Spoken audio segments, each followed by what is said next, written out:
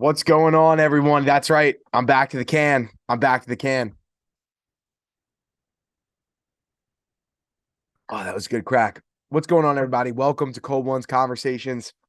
I got the Alabama hat on. I am your host today. Um, Always one of the co-hosts, but the only host today, Harold the Wizard, also known as Harry Heaps. Go follow me on Twitter at Harold the Wizard. Super pumped to be in with everybody right now, doing a lone show. My co-star, my brother, my partner in crime, Trilly. He fell asleep. He doesn't care about you guys the way that I do. I get to rag on him right now. He's going to upload it, but I get to rag on him. He gets to sit through this, see it. I'm not falling asleep on the job. I'm not falling asleep on the job. He's falling asleep on the job. He's sending me memes about my mustache, making fun of that, how the mustache is thicker than the beard. Listen, I'm setting the trendsetter. Okay, I'm the trendsetter. I'm the wizard. You come here from my picks. Sometimes I let him think that he's having a good day. But hey, this isn't time to rag on Trilly. This is time to talk about Cold Ones Conversations. And you are here. We are happy to have you. Sponsor us Polar, sponsor us LaCroix, sponsor us Hams, sponsor us all alcoholic beverages and non-alcoholic beverages. Ladies and gentlemen, I am super, super excited to be with you on a Saturday where we're getting to you with a late episode. Happy Thanksgiving. I hope that you all had a blessed Thanksgiving and a great time with your families. Hope you all got to eat some amazing, amazing food. The turkey this year, I'm usually a ham guy. Comment below, subscribe if you're a turkey or a ham guy. Usually I'm a ham guy. I love a good Christmas ham. Can't deny I love a good Christmas ham. But the turkey was good this year. The turkey was good. So I hope that your turkey was good. But let's get into it. You know what? I think we're gonna go even a little bit more fashionable. We're throwing the Polar and the Yeti. The most useless thing you could ever buy is a Yeti koozie. But Yeti, if you want to sponsor us. Okay, let's get into it. I don't think that we can start this podcast off. I mean, I've been rambling now. So the podcast is on. I mean, we all know this. This is Harold the Wizard. This is the lone show. We're here. We're ready to go. I don't think that we can start this podcast off, though, without talking about college football. I think that we got to. Whoa, I'm moving the laptop a little bit there. What a weekend of NFL football on a phenomenal Thanksgiving. 3 phenomenal games, which we will absolutely get into. But we got to start with college football because God Almighty, is this playoff going to be exciting? And God Almighty, is there a possibility that Roll Tide, Bama? I had to. Listen, I'm not even a Bama fan. I got this hat for free. I was gifted it. It's an old time one. And anybody that I ever see with the Bama hat on, if you see somebody with a Bama hat on, you turn it forwards, you just go Roll Tide right there. You dap your partners in crime right there and then. You see the elephant, you see the A, bada boom, bada bing. What do I know? Your family automatically. But we're going to get into Bama in a minute. First, we got to talk about roll blue, roll blue, roll blue. Michigan on the road, ladies and gentlemen, against the Ohio State. And you know what? We're not even going to call them the Ohio State. They're just Ohio State. They're just OSU. FOSU. Michigan goes on the road in front of plus 100K fans in that stadium and not only puts on a show, they put on a clinic. They put on surgery. They go technical. They go physical. They go destruction. Blow it all up, destroy them from the air, from the ground, from the defensive capabilities, shut down this NFL prospect, outcoach him head to toe. Does it matter? No, it doesn't. Jim Harbaugh is solidifying why he will never, ever, ever go back to the NFL and why he's going to make a championship run this year in the college football playoff. And I'm going to say it right here and right now. Jim Harbaugh is going to be in the national championship. I am not going to say yet that Jim Harbaugh is going to win a national title this year. But Jim Harbaugh just knocked off, and his players in McCarthy, and I'm blanking now on every other player that I tweeted about that I got to go through. Did you see that? See, I just had a Trilly right there. I had it myself when I talked about the parlay. Had a mini stroke right there. McCarthy goes on, throws for plus 200 yards. They rush for plus 200 yards. They couldn't be stopped, both on the ground and from the air. It was ridiculous. And I'm looking back at my tweets right now. The Gatorade Player of the Year, why can't I remember him? Number 6 from Michigan. I'm looking at my tweets right now. I got to find it. Where are you? Where are you? Where are you? Where are you?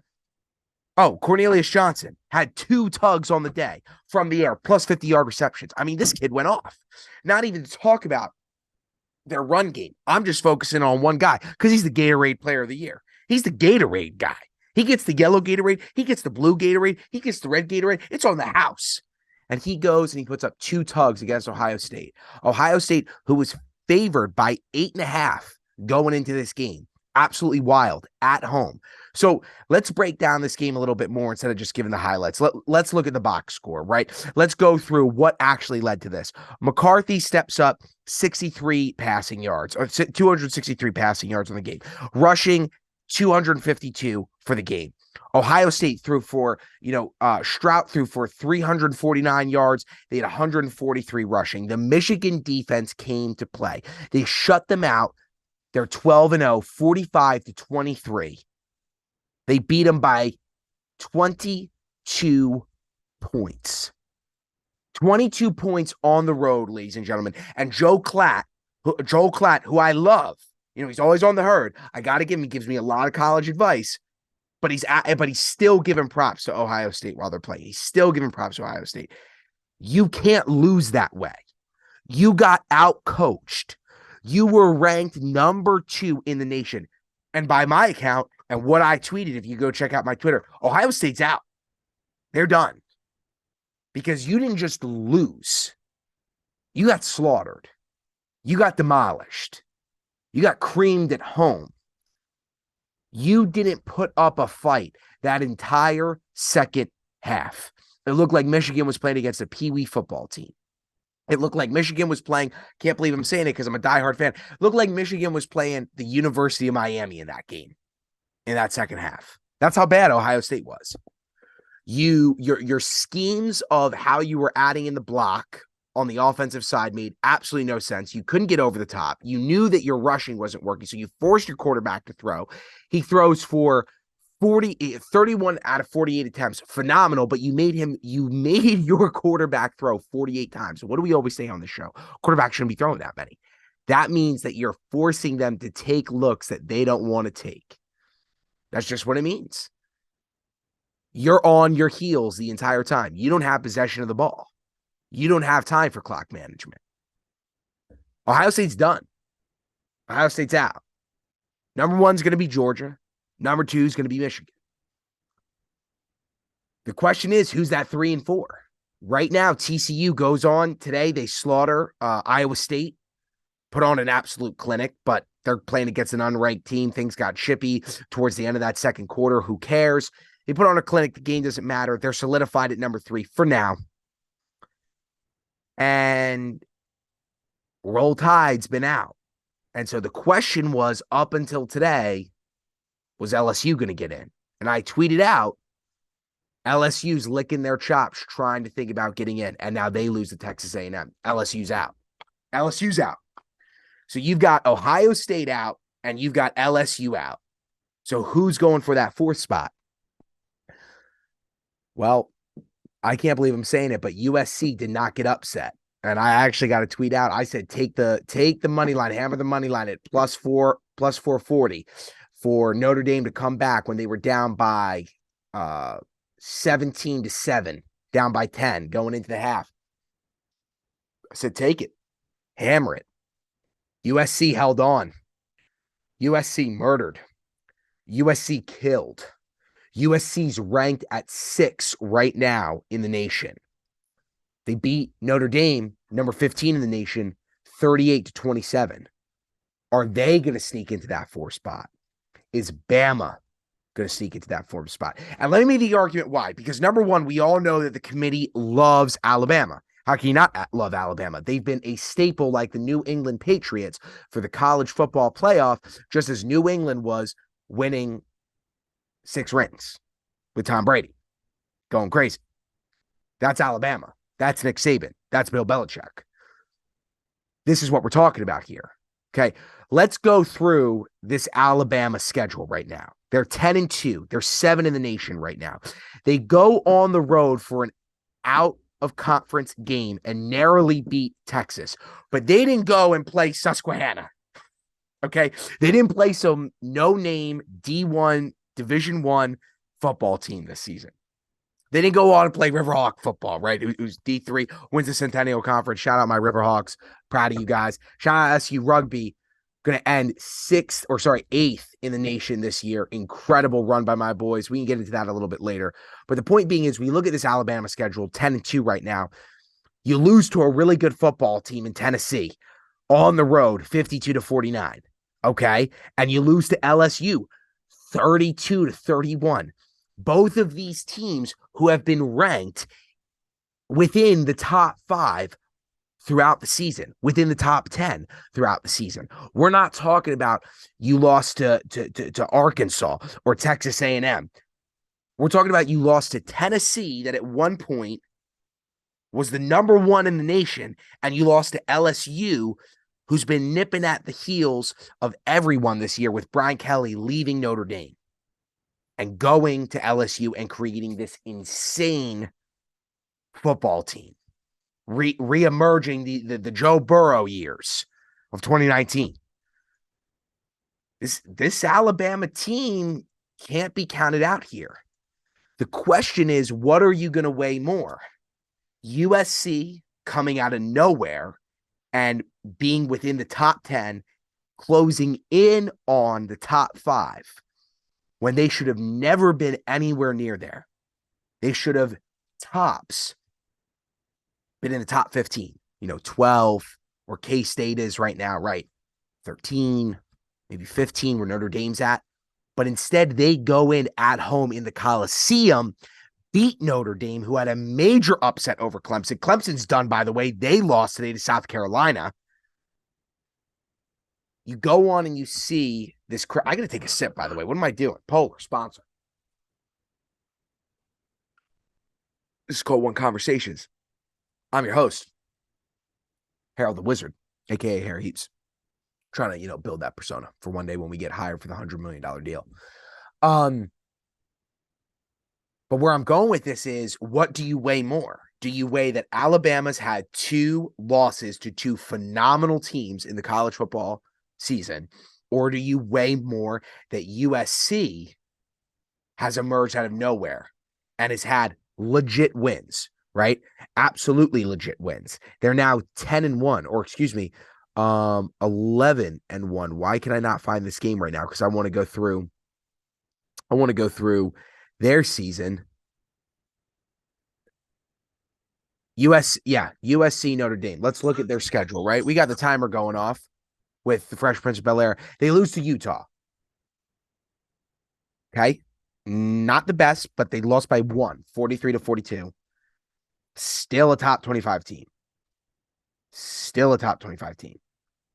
Now, the argument can be made that this USC schedule is not as hard as the Alabama schedule. There's no question about it. But they still shouldn't have as many W's as they have. They still shouldn't be as good as they are. And they've only got 1 loss, and Alabama's got 2. But Alabama's got 2 against 2 very legit teams. 2 playoff teams, possibly, could have been, are now out. 2 championship caliber coaching staffs. 2 championship level quarterbacks. Real deal. So right now, I'll say it once, I'll say it again. It's Georgia 1, it's Michigan 2. It's TCU 3. Possibly. I don't like it, but hey, they're there. 4 right now. Is it Alabama? Is it USC? LSU's out. LSU just lost. And LSU's got to play Georgia next week. That they will lose to. So LSU's going to end with 3 losses on the season. LSU's done. LSU's out. If LSU could somehow beat Georgia, then that changes everything. That puts Michigan at the 1, right? That would be crazy. That puts LSU 100% back in the Final Four. But none of us see that, right? We're all realists here. Georgia's winning that game. So it's Georgia 1, Michigan 2, and Michigan's going to be in the championship. It's Georgia 1, Michigan 2. TCU 3. Who's that for? Let us know in the comments who that for is. Am I crazy? Can Alabama get in? Is USC really going to be considered? Could they possibly be for how good they've been this season when they were never counted as being this close? They 100% can be in the top five. They 100% can be in the top four. Okay. This is an NFL show. We were going to talk some NBA here, but I need my main man Trilly here to do NBA talk because we get going when we talk NBA. I'm not doing an NBA special here. We're sticking with what we know best. That's the NFL. And I feel like I'm moving pretty well here. Roll Tide. Roll Tide. So Roll Tide all the way. That's the caption of this show. Roll Tide. Okay. By the way, let me know what you're thinking about the stash. Got to go skin fade maybe again with the beard. Bring it to about a 1. Bring it to about a 1 here, maybe a 2. Leave the mustache bold and popular like a cowboy. Listen, I'm just looking to wear my Roll Tide hat and have the mustache that Nick Saban could never rock. That's all I'm saying. Okay. Ladies and gentlemen, let's bring you through week 11. I go 4-2. I'm back, baby. I'm back, and I'm better than ever. I go 4-2. I told you, take the Raiders plus 2.5. What do? They deliver against Denver. They win 22-16. I tell you, take Chicago plus 3. They lose 24-27. Plus 3, right on the dot. I tell you, what do I say here? What do I say here? And the Steelers proved me wrong, but what did I say last week? Take the over 40.5. Cincinnati on the road in Pittsburgh. I knew that Cincinnati was going to have a field day, and they did. They scored 37. I just didn't know that Pittsburgh was going to score 30 points. I thought that they might score 14 points. I thought that they might score 13 points, 10 points, but they scored 30 points. The over hit in a massive way. And I said, what? Take KC versus the Chargers over 51.5. What was my reasoning behind that? Well, I told you to take the under when KC played the Bills. And what happened? It hit. It was 50.5. They ended with like 44 points. Knew that would hit. Their defenses would really play. Chargers have no defense. I knew that KC would score. And I knew the KC would probably let up a few points because of how talented Justin Herbert is. Did I expect them to allow 27 to get scored? No, I didn't. But I don't care because 57 points were scored. And I told you to take the over. So I went 4-2 this week. Great week. I loved it. We're not talking about the Baltimore game. A win's a win. Win's a win. And the AFC's wide open. We'll get to that in a second. We're going to get to the top 5. The top 5 QBs.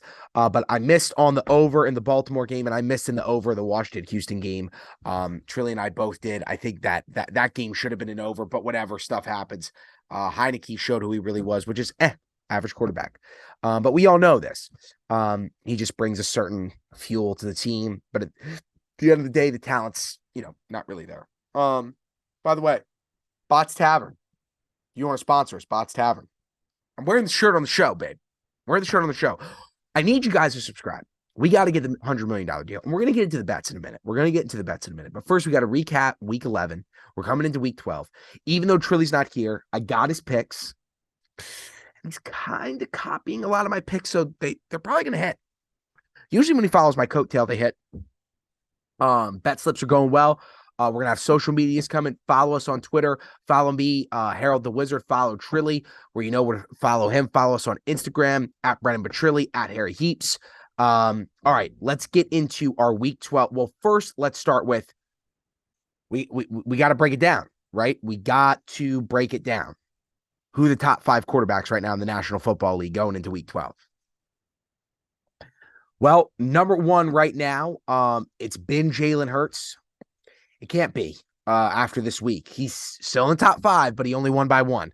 I'm putting Jalen Hurts at the 2. And I know that Trilly would probably push back on that. He did step up in the end. He won the game for the team. His body language wasn't good during the game. We had talked about that. Trilly and I did a little bit. Wasn't fully there. Hard win, hard fought win. But hey, like I said, for me, a W's a W. A W's a W for the Eagles, and they still got the best record in the NFL. Jalen Hurts right now, second best quarterback in the NFL. We look past that. I'm putting Josh Allen at the 3. I'm putting Tua at the 4. I think that's I think that's fair. And I'm going to save 5.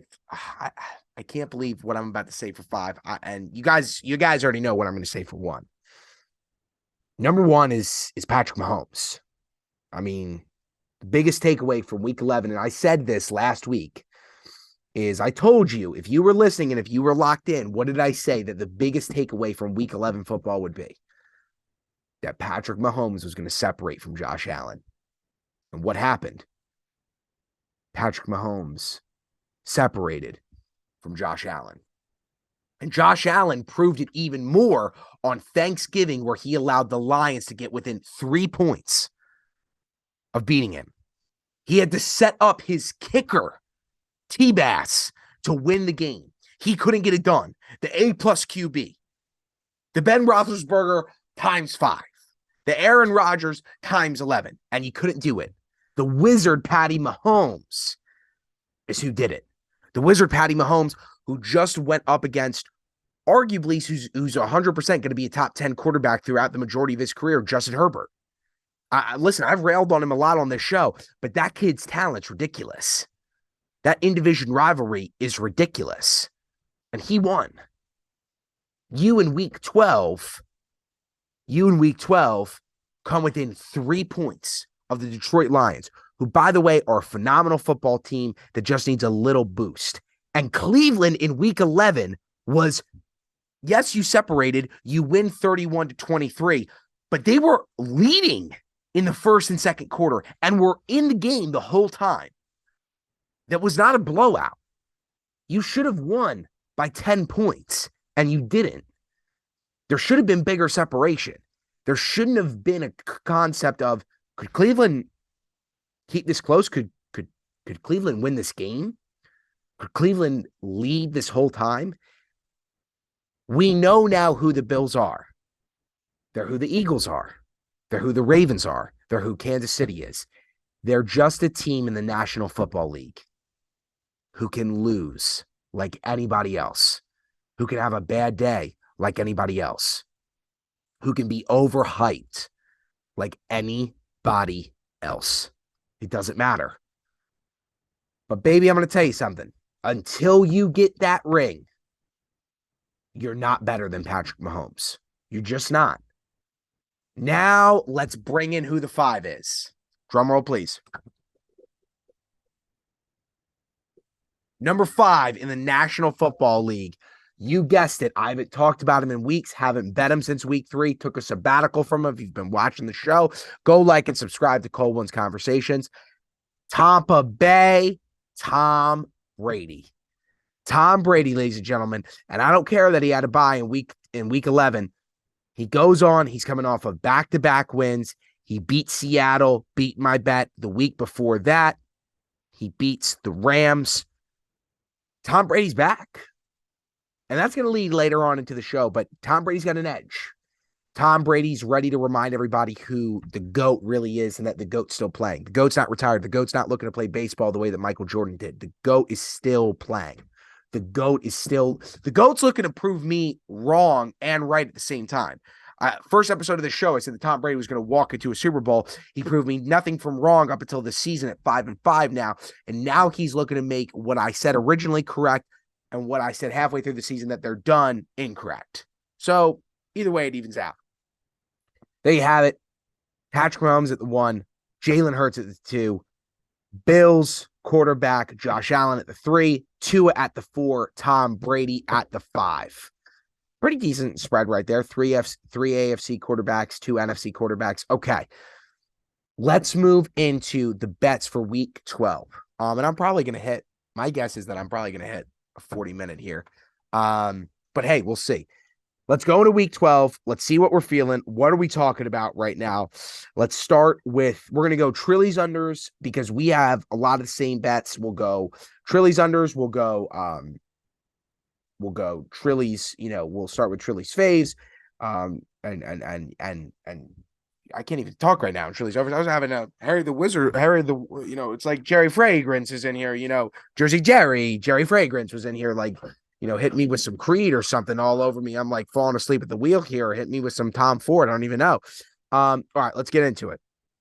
Trilly's taken the Chargers at Arizona under 48.5. I think this is a great pick. I think the Chargers overextended themselves, scoring 27. Arizona, you never know what you're going to get with them. I like the under. It's a good amount of points, great ceiling, 48.5. Can't go wrong there. Atlanta versus Washington. He's taking Atlanta plus 3.5. I'm going to get into that a little bit later. I have that pick as well. He's taking Green Bay and Philly, the under 46.5. I got that bet as well, so we're going to get into that right now. All right, let's talk about it. Let's talk about my picks. Atlanta versus Washington, Atlanta plus 3.5. Hammer it, Trilly and I both have it. Why are we taking this game? Because that washed-up Titan in Marcus Mariota knows how to still play football. He's in it to win it. He always keeps it close. Atlanta has had a tremendous season at covering the spread this year. That's really all that needs to be said. And quite frankly, we've seen, given last week, who Washington really is. Washington can get exposed. Washington cannot score. Washington may have beat the Eagles, but they are not an NFC threat. They are not a real deal team in the long run. They should have hit the over. They only beat Houston by 13 points. When they arguably have a much better roster, not quarterback so much. Atlanta's going to keep it close here. Atlanta's kept every game close. Atlanta has scored 24 points the following week against Chicago. We look at week 10, right? Where, again, they covered. Atlanta versus Carolina, 25-15. They didn't cover there, but still, they scored. They kept it close. Primetime game, Thursday night games. We're not even going to count that. We're going to take out that segment because that game sucked. Either way, Chargers, they keep it close, 20-17. They covered that game, right? That's week 9. This team covers. Book it, Atlanta. Trilly and I both got it, plus 3.5. Okay. We're moving on to the next game, Green Bay, Philadelphia. I love this pick by Trilly and I both with the under 46.5. And let's start with what you guys know that I'm good at, picking apart Aaron, the guy that I love, but the guy I know how to pick apart the most. We look at week 11, right? Primetime game was a great primetime game. Thursday night, Tennessee at Green Bay. Tennessee wins 27-17. One of the things that Trilly and I said while we were watching the game, we're texting back and forth. The biggest takeaway from that game wasn't that Green Bay got outcoached, even though somebody on Fox Sports was saying that, and I don't agree with that take at all. Wasn't that Tennessee was the better coaching staff. It was that Aaron doesn't want it more. Coaching or not, we're talking about one of the best throwers of the football of all time. At the end of the day, you go out there, you win. The difference between Tom and Aaron is, yes, Tom's the greatest of all time because of his IQ, because he's taken less money, because of the way he dissects the game, because of his film analysis, because he had one of the greatest coaches of all time, because of his work ethic.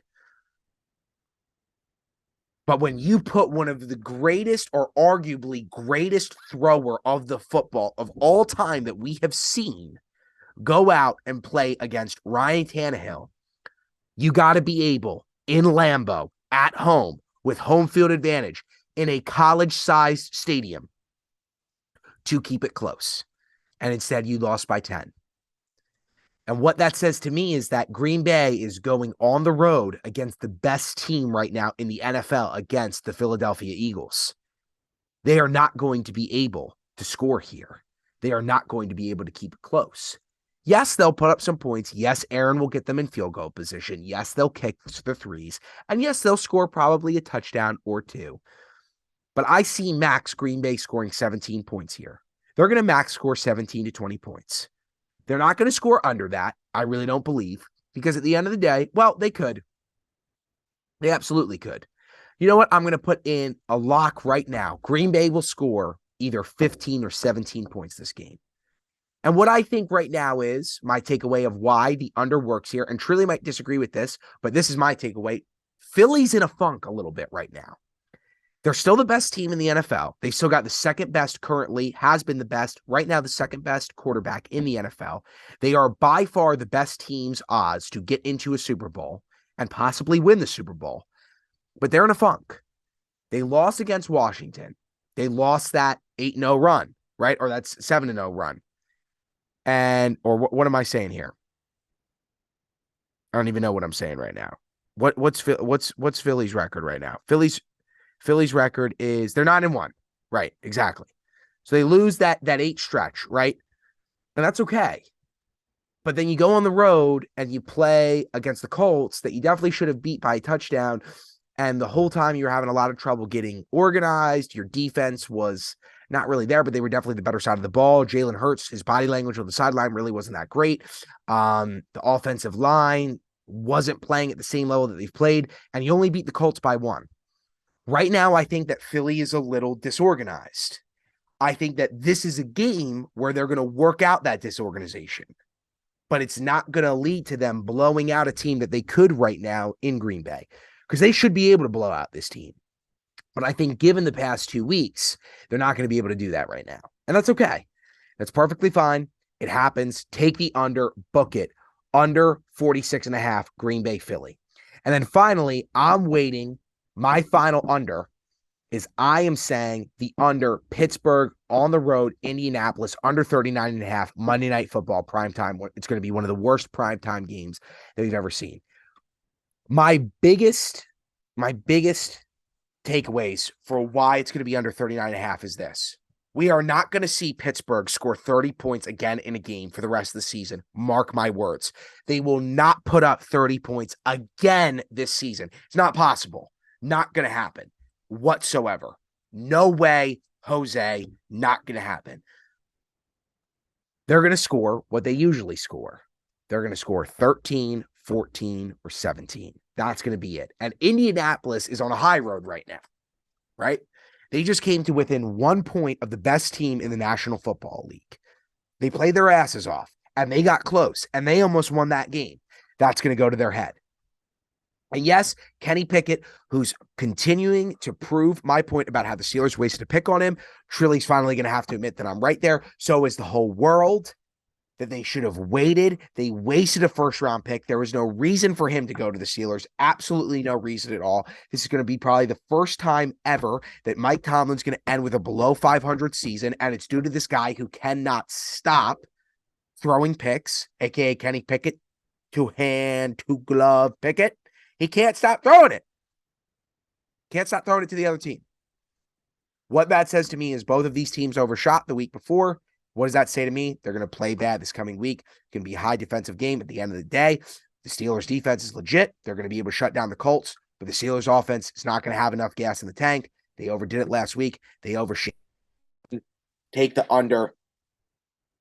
Take the under, and my microphone just switched out, and I don't like that. I got to put the thing again, but hey, that's okay. Stuff happens. Take the under 39.5 primetime football Monday night. Okay. Let's go to the overs and the faves. I'm going to start out with mine, or I'll start out with Trilly's. Baltimore at Jacksonville, over 43.5. I don't hate this pick. Jacksonville has proven that they can score, even though their record doesn't particularly reflect how they can score, but they can. But the Ravens defense is definitely ready to rock and roll. I think the biggest reason why the 43 points could happen, the over, is because the Ravens offense has got to step up to the caliber of the defense right now. I see the defense only allowing Jacksonville to score 10 points in this game, 13 points in this game. Jacksonville's not going to score a lot. Our pass rush right now is ridiculous. Our secondary right now is ridiculous. But the question is why has the offense regressed to the way that the defense, how they were playing for the first 7 weeks of the season, which was horrible, giving up every single lead that we had. Now our offense is playing that way. Now our offense isn't scoring big. This is the game for us to rile up on the road, going down to Florida, in Jacksonville, where nobody lives. But that's okay.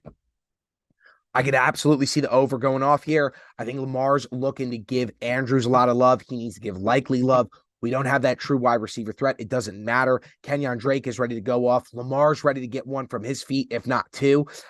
Book it. Lamar Jackson, 2 rushing touchdowns. No question in my mind. Mark Andrews, 2 scoring touchdowns. He didn't get to do it last week when I said it on the pod. He's going to do it this week. Book them both. That's right. I'm talking 2 tugs for Lamar and 2 tugs for Andrews. Spread some love to Likely. Spread some love to Drake. Let's get it going. All right. Trilli's taking the over. Tampa Bay, Cleveland, he's taking Tampa Bay minus 3.5. I like this pick. Yeah, enough said. Deshaun Watson, I do not believe is playing this game. I think he's coming back the following week against Houston for Cleveland. I see Tom on the road here winning. Absolutely. All right, let's look at my picks now. Baltimore versus Jacksonville. Baltimore minus 3.5. I said it once, I'll say it again. Baltimore's not going to allow Jacksonville to score. Trevor Lawrence is going to have a bad day. Trevor Lawrence's ribs are going to hurt. They're going to hurt bad. And he's going to take throws because our defensive line is going to break down the run game for them. He's going to be forced to throw. He's going to have one of those games where he's throwing the ball more than 45 times. He's going to have to take looks that he doesn't want to take on Sunday, tomorrow. And with that, Clark's going to eat. Peter's going to eat. Humphrey's going to eat. Our secondary is going to eat. Our secondary is going to force interceptions. We're going to force turnovers. Oweh, I bet, is going to have 3 sacks on the day. And on top of that, like I just said, the Ravens offense now knows, because now the whispers are, Lamar, through those first 7 weeks, you got to pay this guy $300 million quarterback. You got to give him guaranteed money. Where's he been the last 2 games? You want to get that money, baby. You want to not get a contract down. And I'm a huge Lamar advocate. I need him to get paid. I want him to be a Baltimore Raven. But you got to have the first week 7 games all the way through the season, baby. You can't have these 2 slumps, right? I mean, you can't score under 20 points against Carolina, but you did. You got to score. Take Baltimore minus 3.5. And I can't believe I'm saying it. I was going to go the points. I was going to go the other way, but I'm taking NOLA San Francisco over 43. I think that the 49ers are in a position right now. I want to break down this pick where they arguably, outside of the Eagles, have the most Super Bowl ready roster available. And they just beat Arizona on the road 38-10. Jimmy G looked so fluid in that system. It was crazy. It was absolutely crazy. But the establishment of it was their defense. They did not allow Arizona to have any time to breathe. Arizona couldn't get anything going. Arizona also had a backup quarterback in. They didn't have their star Kyler Murray. But either way, they shut him down and they shut him out. And that defensive line allowed Jimmy to have his cadence, to can plays. I remember how many, can. He's going at the line. He's changing his stuff. He's getting his plays ready. And he let everybody eat. You know, if we look at the breakdown of that game, if we look at the box score of that game, right? Let's go a little bit deeper about why I like this over. Okay. Jimmy threw 29 times. Perfect number. 20 for 29. He threw for 228 yards. They rushed for 156 as a team. Mitchell with 59, McCaffrey with 39, Samuel with 37. A lot of distributing. It was great. And then you look at Kittle. Kittle 8. Kittle had 2 tugs on the day. He had what I wanted Mark Andrews to have. 84 yards on the day. 39 from long. McCaffrey had 67 from long. Samuel had 57. 228 yards receiving, right? I mean, this 49ers team now, to get into that Super Bowl bubble, that Super Bowl question, can they make a run to possibly be at the heels of the Eagles? They got to win this week, but they got to win in a way where they're scoring like they did against Arizona. And the last thing that I'll say is I think that New Orleans just needs to have a day. Nothing more simple than that. I see 43 being too little points. You can make that up. If NOLA just scores 14, I see the ability for the 49ers to be able to score just like they did against the Cardinals. Even though NOLA definitely has a better defense, I don't care. I think that Jimmy's finally got his cadence with this team. This is a Super Bowl ready roster. They're ready to rock and roll. Okay. Let's look at our HTLs, our locks. This is what you come for. Like and subscribe, by the way. Like and subscribe. This is Cole One's Conversations. I'm your host, Harold the Wizard. I'm missing my partner, Brendan Petrilli. He fell asleep, thankfully not behind the wheel. He's safe. He's okay. He's not in the Ford F-150. He's good to go. He's safe. And we're drinking non-alcoholic bevy here. We can drive.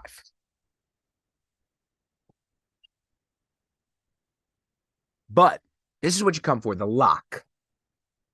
My lock didn't hit last week. Doesn't matter. I missed like 3 on the season. I'm tremendous with the lock. I'm going to start with Trilli's. Cincinnati versus Tennessee. Cincy -1.5. Strong pick. It's just a strong pick. Better quarterback, better receivers. I think that the Titans keep it close because the workhorse in Derrick Henry has proven that they'll keep feeding it to him, and he's not slowing down.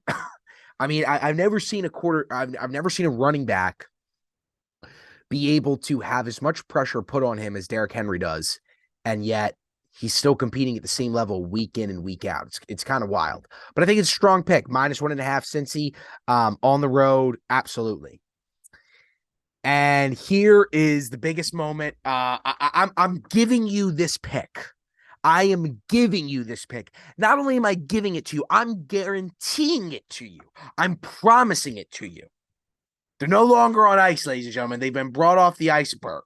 They're no longer in the Arctic. They're back with beachy weather. And they may be taking a flight. But I don't care. I'm taking Tampa Bay alternate spread as my lock. Second time I've done an alternate spread, which was as my lock, which is Miami +5.5. That bet paid off huge. I'm taking Tampa Bay -6.5 against Cleveland. And that's +140, ladies and gentlemen. The line right now is at 3.5. No. This is for Tom Brady to solidify. I'm back, baby. Giselle, you might have left me, but I'm here. I'm ready to rock and roll. I'm ready to do my thing. I feel like I got it down with my boys. Bruce Arians needs to calm down a little bit with running his mouth. Doesn't matter. Tom's ready to play. Deshaun Jackson's not in. Cleveland, they just had a hard-fought game against Buffalo. They're tired. They're worn out. Tampa Bay on the road, -6.5 alternate spread. That's my lock. Okay. Now we're coming to the end of the show here. Thanks so much for sticking around. We need to get our subscribers up. Like and share the show. Again, comment about the stash. Comment about Nick Saban not being able to handle this. Comment Roll Tide. # there, do. We're ready to go. Let's talk the parlay. I'm going to start with Trilli's 2. He's taking the Atlanta, Washington under 40.5. And he always loves to throw one of his picks in. He's doing the Green Bay, Philadelphia under 46.5. I like it. Strong picks. I'm doing something a little crazy here. I'm doing the Rams KC game over 42.5. I'm going to be honest here with you guys. I think KC is going to score again big here. You would think that, again, this would be a game where the under is going to matter, right? Both teams have sensational defenses. And, it leads me back to think, well, everyone definitely hammered the over with KC Bills. That's when I knew to take the under. And the under hit. Well, everybody thought to hammer the under with KC and the Chargers, and I took the over and it hit. This game, everybody say to themselves, oh, take the under. This is going to be another, 2020 game.